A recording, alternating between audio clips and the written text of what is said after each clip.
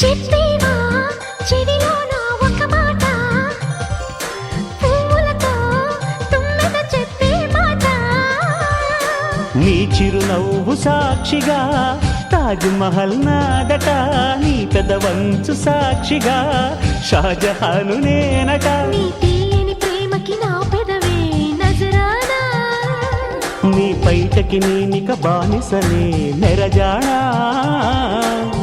అనంతాల ఆత్మ నీవై చేరుకున్న వేళలో, కోకలు కట్టిన కోయిలా కమ్మని కౌగిలియవే.